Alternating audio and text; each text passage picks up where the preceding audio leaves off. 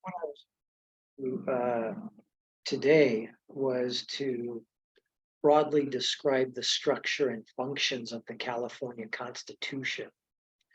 The first California Constitution was adopted in 1849, just prior to the state of California becoming a member of the United States in 1850.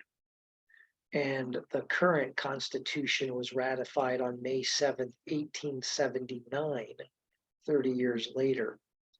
It is obviously the governing document for our state, similar to the role that the United States Constitution plays as the governing document for our country.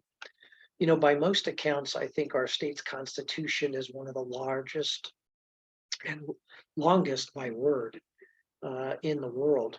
In fact, it's been amended or revised now some 500 times and is 75,000 words in length.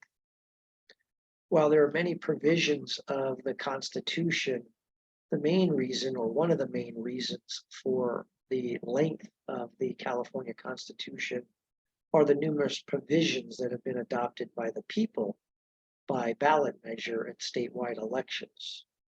California's signature requirement for placing measures on the ballot is generally considered to be one of the lowest thresholds of all the states. California's Constitution also authorizes a number of state agencies, such as the University of California, and even a private institution, Stanford University, for certain property it holds. The Constitution also sets forth the State Compensation Insurance Fund, the backstop for worker compensation, and the State Bar of California. And these provisions are basically intended to protect these institutions from governmental interference. Our California Constitution also provides for counties and cities, as well as charter cities, whose local ordinances can be sometimes insulated from state laws.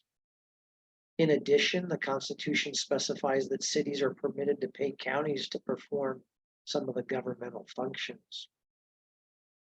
In looking at the California Constitution's preamble, it says, "We, the people of the state of California, grateful to Almighty God for our freedom, in order to secure and perpetuate its blessings, do establish this Constitution." In order to, I think, appreciate the length and the complexity and the number of subjects of our state constitution, it's helpful to look at the articles of the California Constitution. Article 1 is the Declaration of Rights and contains sections 1 through 32. Article 2 concerns voting, the initiative, referendum, and recall, and has sections 1 through 20. Article 3 deals with the state of California and contains sections 1 through 9. Article 4 deals with the legislative branch of government and has sections 1 through 28.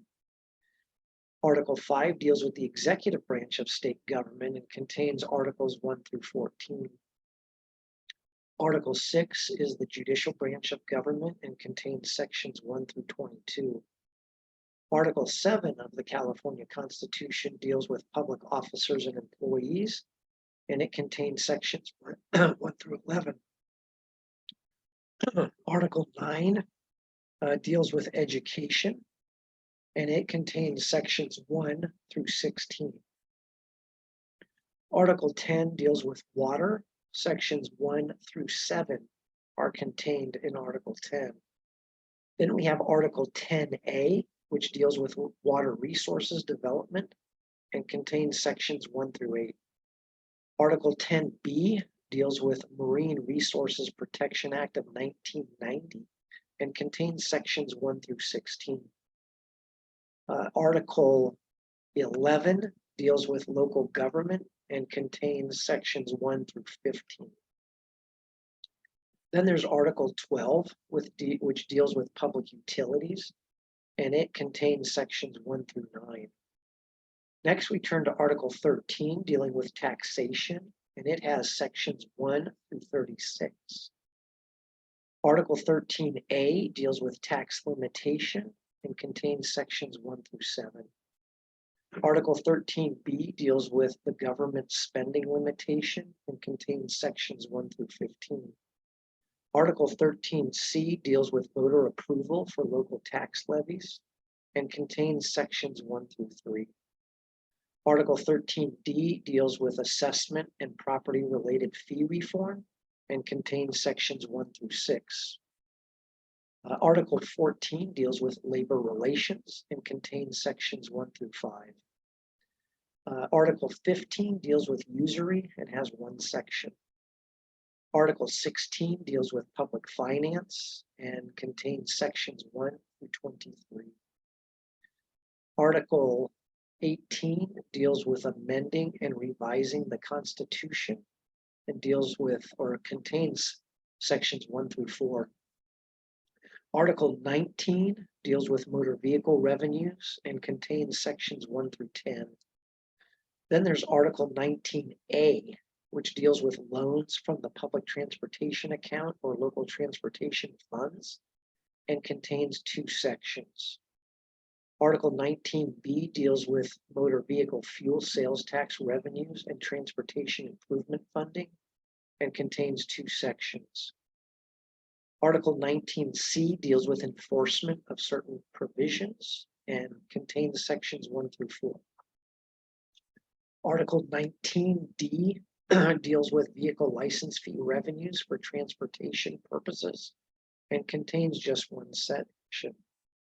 Article 20 is titled Miscellaneous Subjects, and it contains sections 1 through 23. Then there's Article 21 dealing with redistricting of Senate, Assembly, Congressional, and Board of Equalization districts and has 3 sections. Article 22 deals with architectural and engineering services and contains 2 sections. Article 34 we jump to, which is on public housing project law and contains sections 1 through 4.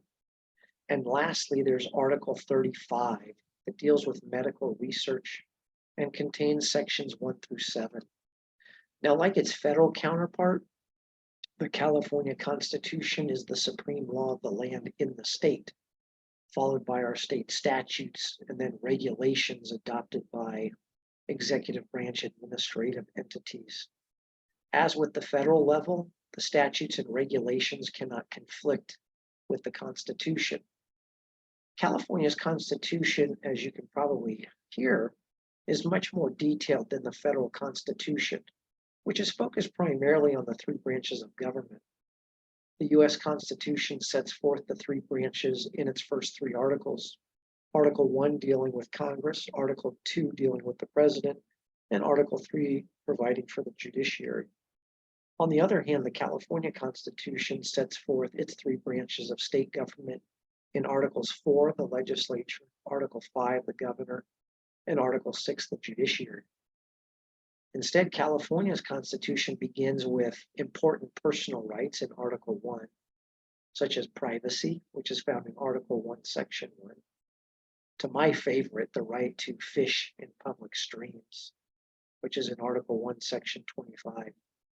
Then the California Constitution provides the 3 forms of direct democracy: initiative, referendum, and recall. That's in Article 2. And then the state constitution goes on to cover the establishment of the state's governance structure, as well as other important parts of the state government, such as the University of California. And that's in Article 3. And then as you've just heard, our state constitution also covers a number of other subject matters.